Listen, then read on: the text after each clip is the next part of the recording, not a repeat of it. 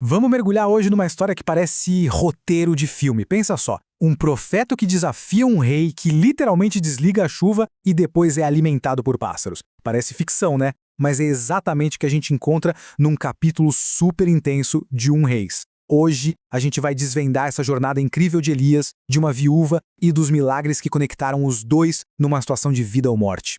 Bom, a história já começa com um confronto de gigantes. De um lado, o rei Acabe. O poder, a autoridade do reino.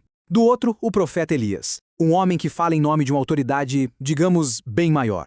O palco está montado para um choque que não vai ser resolvido na espada, mas com palavras. E que palavras, hein? A declaração do Elias é, uau, monumental. Ele não está só prevendo uma seca, ele está decretando a seca. Com uma única frase, ele peita a autoridade do rei, dos deuses do rei, e diz, olha, a chuva só volta quando eu mandar. Os riscos ali, naquele momento, eram altíssimos. E claro, né? Quando se desafia um rei e se fecha a torneira de um país inteiro, não dá para ficar por perto esperando aplausos. Elias agora se torna um fugitivo. Ele precisa se esconder não só da fúria do Acabe, mas também das consequências da sua própria profecia. E é aqui que a história fica, digamos, bem curiosa. O plano de sobrevivência para Elias não é nada convencional. As instruções são muito específicas e, vamos combinar, bem estranhas. Vá para o leste, ache um riacho e espere. E a parte mais maluca, quem vai trazer o delivery do jantar? E a promessa se cumpre. Tenta imaginar a cena. 2 vezes por dia, a comida chega voando, trazida por corvos. Pássaros que normalmente comem restos, agora estão servindo de garçons para o profeta. É uma imagem muito forte, né? O sustento vindo do lugar mais improvável possível. Só que a realidade da seca é implacável. A profecia de Elias foi tão poderosa que agora atinge ele mesmo, em cheio. O riacho que o mantinha vivo seca. A primeira fase dessa sobrevivência milagrosa chega ao fim e a incerteza volta com tudo. Com o riacho seco, o jogo vira. A sobrevivência de Elias agora não depende mais só dele, isolado. Agora ele vai depender da generosidade e principalmente da fé de outra pessoa que também está no meio do desespero total. E as novas ordens são, de novo, totalmente contraintuitivas. Elias é enviado para Sarepta, uma cidade em território pagão, bem no coração da adoração ao deus Baal, que era quem ele estava combatendo, e a sua ajuda não vai ser um homem rico ou poderoso, mas uma viúva, que era o símbolo da vulnerabilidade naquela sociedade. Chegando lá, Elias encontra a viúva e começa um teste, sabe?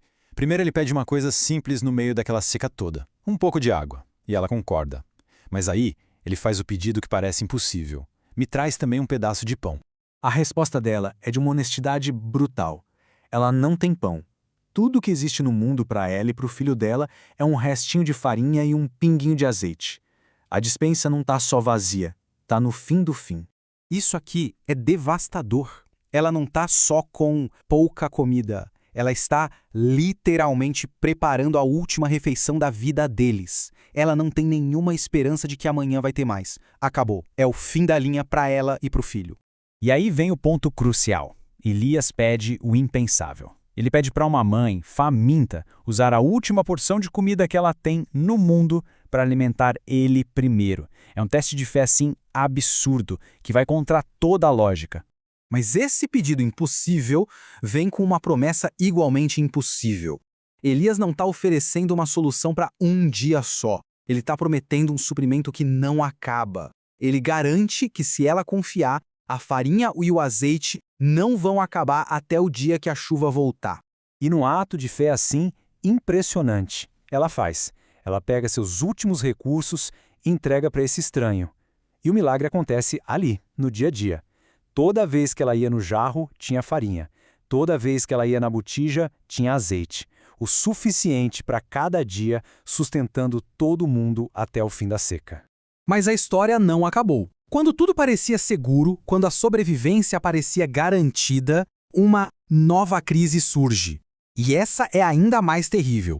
A luta agora não é mais contra a fome, é contra a própria morte. A tragédia acontece de um jeito muito rápido e cruel. O filho da viúva, aquele que ela lutou tanto para manter vivo, adoece. Para uma mãe que estava vendo um milagre diário acontecer na cozinha dela, isso deve ter sido desesperador. E aí, o pior acontece. O menino para de respirar. O milagre da comida, de repente, parece uma piada de mau gosto diante da perda do filho. A dor da viúva se transforma em acusação. No desespero, ela conecta a presença do profeta ali na casa dela diretamente com essa nova tragédia. É como se ela pensasse que a santidade dele expôs algum pecado dela, e o resultado foi a morte do filho.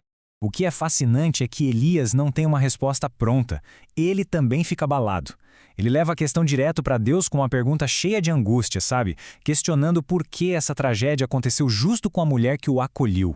A resposta de Elias não é só uma oração. É uma ação física, desesperada, intensa.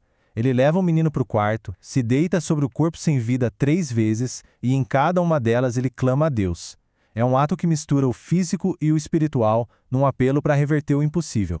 E o apelo funciona. De um jeito tão simples, mas tão poderoso, o texto diz que Deus ouviu Elias e a vida voltou para o menino. O milagre final, o mais impossível de todos na história, acontece.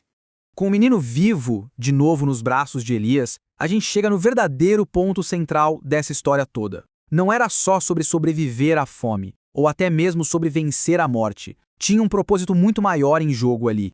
Essa aqui é a declaração que fecha tudo. O milagre da comida manteve a viúva viva, mas foi o milagre da ressurreição que a convenceu de vez. Para ela, esse último evento não era só sobre a vida do filho dela. Era a prova final, definitiva, de que a palavra de Elias era, de fato, a verdade de Deus. E é assim que a jornada termina. Não só com sobrevivência, mas com convicção. A história toda nos deixa com uma pergunta poderosa. O que é preciso para a gente acreditar que uma palavra é verdadeira?